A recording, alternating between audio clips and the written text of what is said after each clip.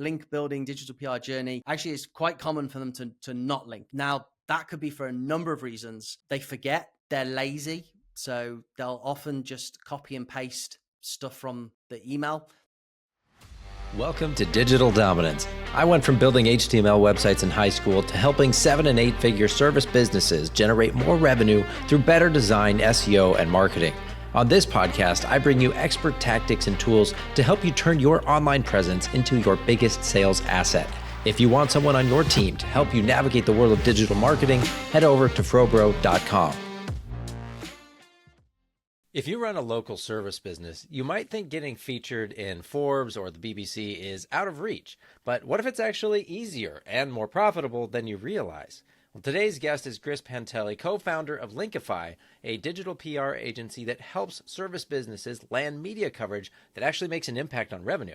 He and his team specialize in expert quote link building, helping everyone from plumbers to roofers show up as trusted authorities, not just on Google, but in AI-powered search results too, which matters a lot these days. Now, in this episode, we're going to talk about how to win inbound media mentions, why your competitors probably aren't doing this, and why digital PR is the most powerful SEO asset you're not using yet.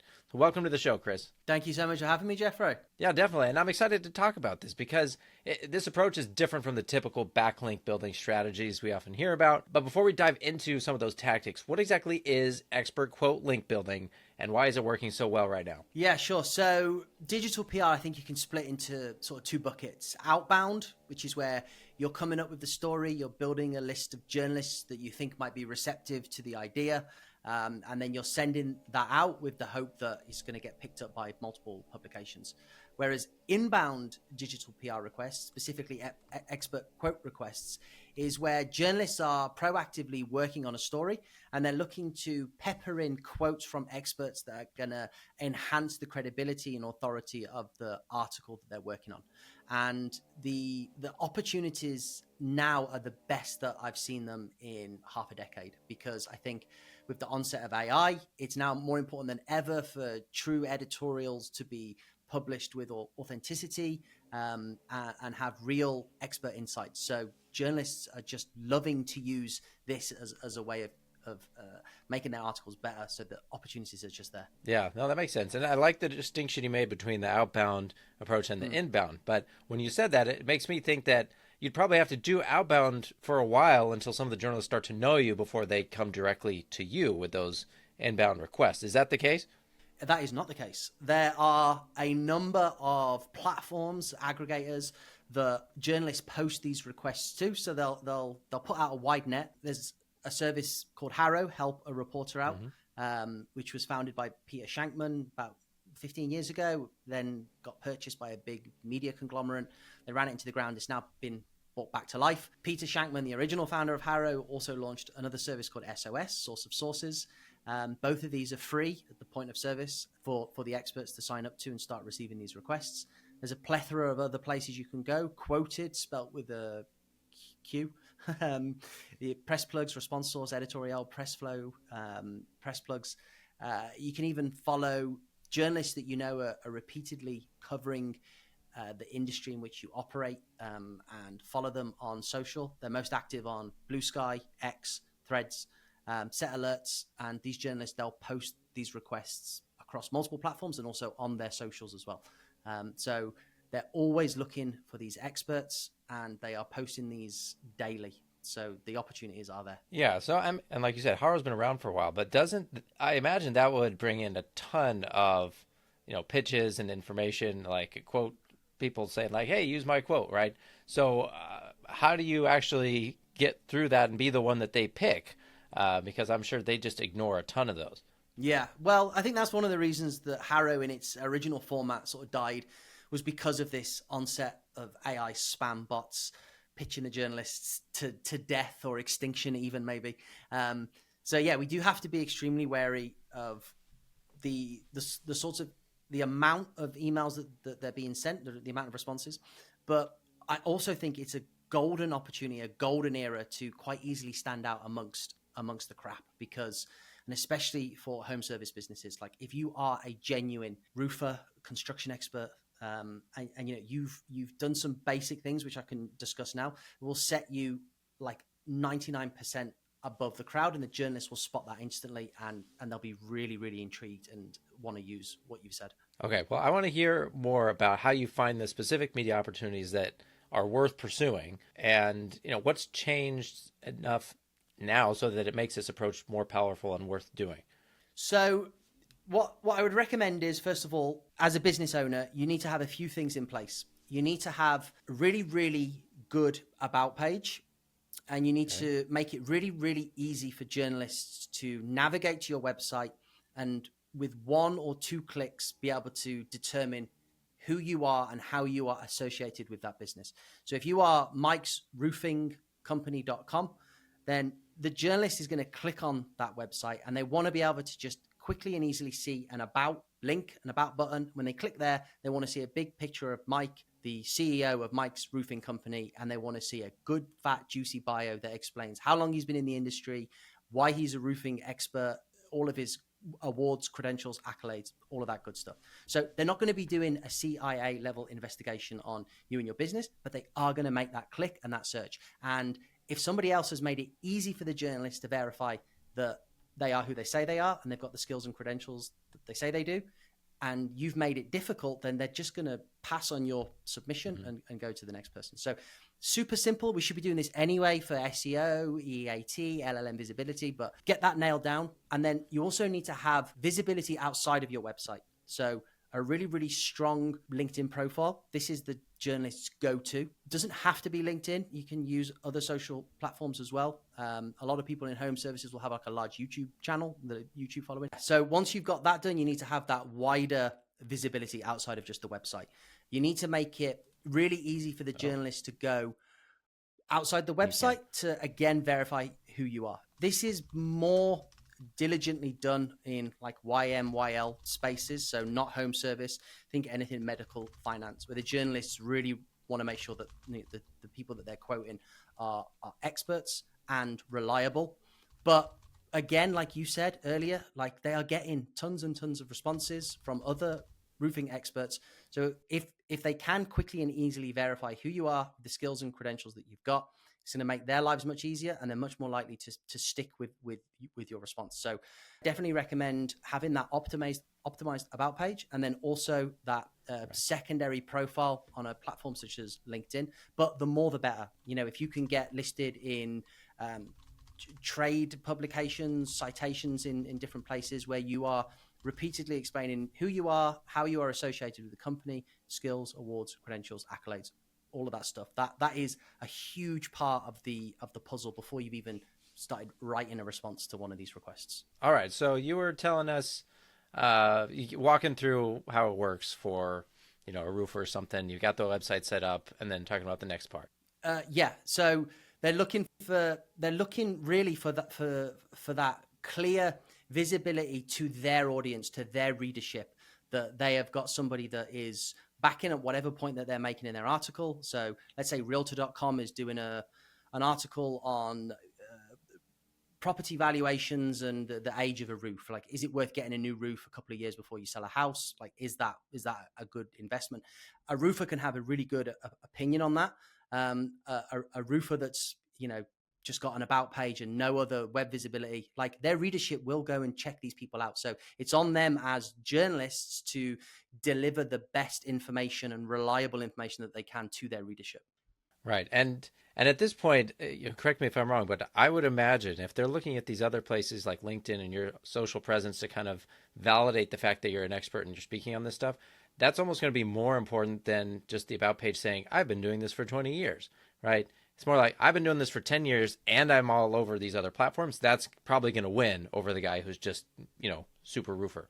Yeah, it's crazy because the opportunities are so wide and varied, and they are producing content at such a ferocious rate that you really, if you've got that real world experience and you really are a roofer who's been in business for 10 years, then you've it's more than legitimate that your opinions are valid. Yeah. And what another key is that you are prepared to read these requests in a way that you broaden your expertise to be able to match the request. So what I mean by that is you don't want to be answering queries from journalists for Healthline about cancer as a roofer. It makes no sense. But if Architectural Digest is sourcing for an expert to talk about home staging, let's say, and you're a roofer and they're looking for tips on home staging, yeah, they're going to get a bunch of responses from home stagers, real estate experts, realtors. But as a roofer, you could legitimately have an opinion on, a few cosmetic touches to a roof can have a significant impact on the sale price of the property. And that is a really valid, legitimate contribution to that journalist article. But they may not have viewed themselves as somebody who could answer that query. So you just need to have that open-mindedness to the sorts of queries that you can answer. Yeah, no, that makes sense. So what about for the business owners who might not think of themselves as, they know they're good at what they do. They know they're a professional. They might not think of themselves as an expert in the sense of I'm the person that gets quoted on the news, right? So how do you help them get past that hesitation and kind of embrace the fact that I could do this? Yeah, definitely. So two things. One, answer exactly what the journalist has asked you. Don't do any more, don't do any less. They're normally extremely specific. So if they ask for 3 sentences, half a paragraph, then give them 3 sentences, half a paragraph. Don't give them a PDF. Don't send them a link to one of your obscure blog articles. Don't send them a YouTube video or a Loom video. Do exactly what they've asked. And then be really concise in the way that you deliver your pitch. Just do a simple subject line that matches their request. You don't need to think about like click-through rates on email subject lines. Like the journalist is getting a bunch of these and they just want to easily be able to see what's related to what. So if they're looking for a roofer to answer a query for an article about roofs in Architectural Digest, then just put response for Architectural Digest roofing query. Really, really straightforward and simple. And then introduce yourself at the beginning, who you are, and clearly explain your position, your company, your experience in a very, very short way, less than a paragraph. Mike from Mike's Roofing, I've been in business for 10 years. We're one of the largest roofing companies in X, Y, and Z. And, we won the nation's best roofing company last year, let's say. Another great thing to do, tack on the end of that, if you have managed to land 1 or 2 pieces of tier 1 coverage as you go, let them know other places you've been featured as well. So let's say you start this journey and you manage to get a quote in realtor.com and Architectural Digest. Say I've also been quoted in Architectural Digest and realtor.com. Then hyperlink and your website within that opening paragraph, but also in brackets include a naked URL. That's important just on how journalists' email systems handle hyperlinks. So you want to give yourself the best chance. We're not like throwing it in their face that we want a link, but we're just, quite politely saying, this is who I am, this is my business, and this is the link to the business. Because ultimately, that is what we want. Then go straight into your pitch. And then at the end, be polite. Again, say who you are and provide that social proof as well. So provide that LinkedIn URL or that YouTube URL, just so that they can easily, all from within that single pitch email, click to go and, do their verifications on who you are. Got it. Are there any positioning elements that kind of increase your chances of being quoted or featured on something, like as a general rule? Okay, well, firstly, you don't always get a backlink, unfortunately. So to the scourge of those embarking on this sort of link building digital PR journey, actually it's quite common for them to not link. Now, that could be for a number of reasons. They forget, they're lazy, so they'll often just copy and paste stuff from the email. They won't even amend your quotes. And if your link is within that, let's say the link breaks or their email adds like a safe scan metrics to the link. Like there's a whole number of reasons. It may get stripped out at the editorial process. That particular publication may have a no link policy. There's a bunch of reasons you might not get a link. So what's really important to do is to have some simple tracking in place. And this will massively increase your link win rate. The brand mention in of itself is super valuable, especially for LLM optimization and visibility. But ultimately, if we're going to get the brand mention anyway, we may as well go after the link, especially if we've already pitched it and won. We've won that pitch. The journalist has quoted us. So yes, you want some really robust but simple tracking. So the way that we recommend it, Google alerts and Talkwalker alerts. And within there, you want to put your name with open quotation mark, close quotation marks, your business name, but every variation of your business name. So if your business name is Mike's Roofing, you want open quotation marks, Mike space roofing, close quotation marks. And you also want open quotation marks, Mike Roofing, no space, close quotation marks. Any variation of your business name that the journalist could potentially attribute within their quotes. And then you want to have these alerts come directly into your inbox and check the alerts. You also want to manually search the SERPs as well. Depending on how aggressively you're pitching, I mean, in-house, we do this every 24 hours, every day, every week, and every month. But you could just do this on a weekly basis. So you just go into Google, use those same search syntaxes. So your name and every variation of your business name within the SERPs, and just go to the tools section, search, and set the time frame to 7 days. And you can look through all of the results of the past 7 days, check your alerts as well. And then, there we see an article on realhomes.com. It's got my name in it. You click on it, you go in. They haven't linked to me. So then you go, okay, that's fine.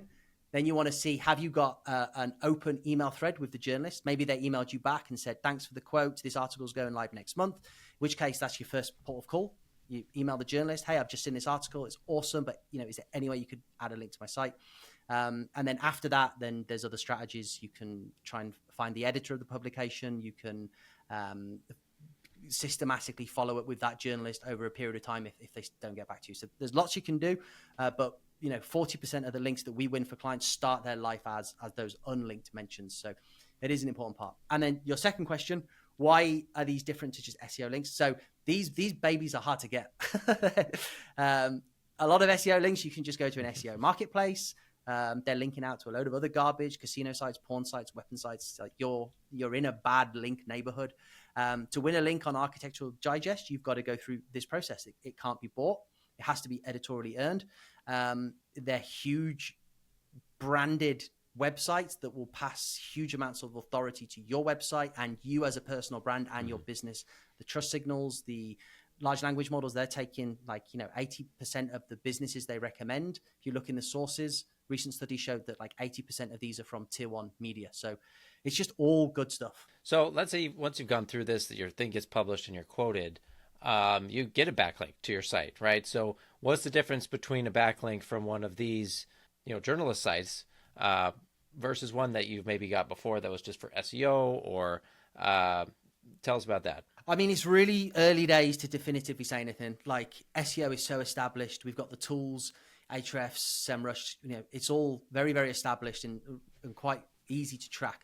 It's a bit like the Wild West, I'd say, at the minute with the large language models. What I will say is what we're seeing with clients and what some of the early studies are saying is that they're using these tier one sources. They're also using listicles from authority sites as well. I mean, you can see this in real time. Just, make a search and you can click on the sources and see where the large language model has pulled those recommendations it's making.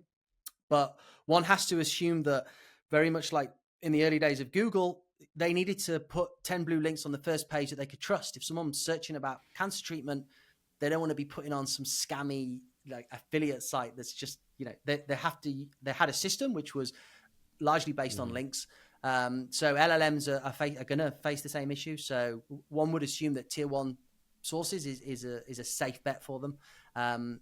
So yeah, early suggestions are that this is the long term. And at the end of the day, building a brand, building trust, it's never not going to be a good thing. So let's talk about the AI side and the LLM for a bit. Is that the only reason that the earned media is showing up more in the LLM responses and the search summaries? Is it because it comes from the tier one sources? Not having a good system. So you want to set aside a certain amount of time each day, maybe the same time per day. Start with the free sources. Harrow, I think, is emails thrice daily. Pick one of those times, sit down for an hour, look through the emails. Only pitch what's relevant or what makes sense, with the caveat that you can broaden your expertise to queries. And then also have a good system to make an assessment as to the quality of the publication. Not all of the journalists and journalist publication combinations of these requests are worth the same. So We've all heard of Architectural Digest. We've all heard of Realtor.com. You may see a site that's called like houseandhome.net. Like, have a system to determine the validity of the publication that's sourcing. I'm not saying it's a scam, but houseandhome.net might be like a very low DR site. It might be like a mommy blog or something. No real power, no real authority, and it's just a waste of time for you to pitch that. Whereas you'd have been better off pitching the Architectural Digest request. You may have less chance. You may have to pitch that more, but have a system to determine the validity of the publications that you're going to pitch. We've got a free blacklist which people can use, linkify.io, go.linkify.io/DPR-blacklist. You can sign up for that for free. That's our internal blacklist. But you can use that, make a copy, and then have that as like a living, breathing document. We also use Ahrefs as like a first step in determining that, so DR and traffic. But really, the ultimate deciding factor is, have you heard of the publication? If you've heard of it, then go for it. Yeah, no, and that makes sense. It's intuitive. What are some of the most common mistakes that you see people making when they're trying to get media mention? So the first thing we do, obviously, look at your website, look at your business. So make an assessment: is it a good fit for digital PR? And the way that we would suggest that is almost all home service businesses will be, but some you need to be a bit broader than others. So let's take pest control, for example. That's a great space, but not every query is going to be specifically talking about pest control. There may be articles where there's a broader topic where we can inject some form of pest control related topic to be worthy of discussion within that article. Some might be much, much broader. It could be, I'm thinking homes, kitchens, I'm thinking, restaurants sort of stuff. It may not be hyper relevant to like, let's say, their main service offerings or their main service pages that they want to rank. But that's not the goal here. The goal is to drive real authority to the homepage, to the website, and then to the founder or the expert representative. So we'd look at that. We'd make sure that founder, expert representative is clearly, like I said, associated with the website, visible on the website. It's no good if a pest control company rings me and say, hey, look, can you pitch as my marketing manager? Like, no journalist in their right mind is going to quote a pest control company marketing manager as an expert on some broad pest control query. So once everything's aligned there, then we would make a pitch template based off the onboarding form. We take all of the information, make them look as brilliant as possible in terms of their expertise, accolades, awards. And then obviously we're fully built then just to identify and assign the most, the opportunities which we think are the best fit. And then we start pitching. In terms of pitching, we want to, if you are an absolute expert within that space, then you can, my best advice for you is to use a hybrid AI approach. So look at the query. If you do need to do a bit of additional research, then use some of the good research models like Perplexity. Have those notes in front of you, and then your own, obviously, knowledge base. And then you want to dictate your response into an AI dictation tool. You can use the notes feature on an iPhone or one of these like Mac Whisper tools. And you want to just speak your response and have absolutely no regard whatsoever for your ahs. Just speak your truth, and just inject your own flurry of the English language, idioms, turns of phrase, your linguistic tone. Just allow all of that to sort of roll free, but obviously, keep the content exactly what you want it to say. You're going to get a big block of text in your iPhone note or in your outputted dictation. And then you just want to use a really simple prompt in another AI tool, say ChatGPT or whatever you're using, and ask it to reformat and correct the text into readable paragraphs and sentences, retain as much of the information as possible, but improve the logic of the response. That will output an 99.9% human response, but it will also be perfectly formatted and legible for the journalist. Okay, makes sense. Well, this was really cool, Chris. So thank you for walking us through how this all works and how a local service business can kind of punch above their weight class a little bit when it comes to PR and search visibility and It's a very cool approach, and I'm excited to revisit it for myself as well. So for those of you at home, if you want to learn more about how this works or get started with your own media strategy, you can check out the links in the show notes, including Chris's free press coverage cheat sheet and that other one that you mentioned earlier, the blacklist link, right? So we'll put all that in the show notes. And I've got one last question for you, Chris, before you go. What's one like media win that somebody could reasonably land this quarter, and what could that do for their visibility? In terms of publication? Yeah, because I mean, okay, out the gate, you know, are you going to get the best one out there that's going to quote you? Maybe not Forbes, right? But what's within reach? So I would say that realsimple.com, realhomes.com, Go Banking Rates do a lot of stuff. These guys are like the sort of the first rung that most people will land. If you get that, then direct impact to the business. If you've got low authority score, it's going to pass juice to your homepage straight away. But it does two things, I'd say, more than that. One, it gives you that first publication to cite within your opening paragraph to the next journalist. So already you've got that instant legitimacy. And two, it gives you the confidence and the buzz of that first win. So it's actually really cool when you first get, featured in an article, and then you can share it on social. You can share it with your customers. Like you can repurpose. There's just so much you can do with it. So yeah, just go out there and get started because the opportunities are there. And if you haven't got the time, then that is something we can help you with. But you can definitely go and do this 100% on your own. Nice. And that first one will start that snowball for you. Yeah, that's so cool. All right. Well, thanks again, Chris. And thanks you to everybody who's listening. When you try this out and get mentioned in some big publication, please tag me on LinkedIn or Instagram to let me know because I'd love to hear about it. But that's it for this episode. Thanks again, Chris. Guys, keep dominating, and we'll see you all next time. Thanks for listening to Digital Dominance. If you enjoyed this episode, would you do me a big favor and leave a review? It really helps more service business owners discover the show, fix their websites, and grow their businesses the right way.